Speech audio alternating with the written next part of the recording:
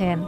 আদম আলাইহিসসালামের আদেশ অনুসারে তিনি তার অনুসারীরা পাহাড়ে বসবাস করতেন, যেখানে সৎ ও ধার্মিক লোকেরা থাকত। অন্যদিকে কাবিলের বংশধরেরা সমতলে বসবাস করতেন এবং তারা শয়তানের প্ররোচনায় গানের আসর, নাচ, মদ্যপান ও অন্যায় কাজে লিপ্ত হতে শুরু করে। ইবনে কাসির রহমতুল্লাহ এর আল বিদায়া ওয়ান নিহায়াতে উল্লেখ আছে যে শয়তান এক যুবকের রূপ ধারণ করে কাবিলপন্থীদের মধ্যে বাদ্যযন্ত্র, গান, সাজসজ্জা ও নারী পুরুষের অবাধ মেলামেশা চালু করে। এটি ছিল মানব ইতিহাসের প্রথম সংস্কৃতির অবক্ষয়, যা শীস আলাইহিসসালামের দাওয়াতের অন্যতম চ্যালেঞ্জে পরিণত হয়।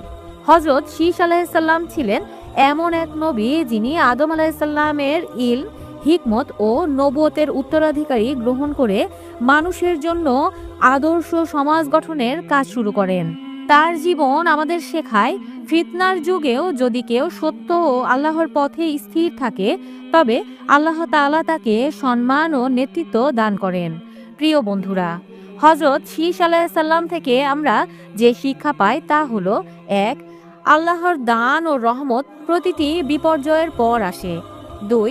নবী ও নেতার দায়িত্ব শুধু ইবাদত নয়, সমাজ গঠনের সঠিক রূপরেখা তৈরি করাও। ৩. শয়তানের ফাঁদ চিরকাল থাকবে, তাই সৎ পথে থাকা ও তার দাওয়াত চালু রাখা গুরুত্বপূর্ণ। ৪. তাওহীদ ও সহিহ আকীদা বজায় রাখা মানুষকে সমাজে দৃঢ় রাখে। আমরা এখন জানব হযরত আদম আলাইহিসসালামের শেষ সময়ে কি ঘটেছিল। হযরত আদম আলাইহিসসালামের বয়স প্রায় 930 বছর। তখন তার চুল পাকা শুরু করেছে।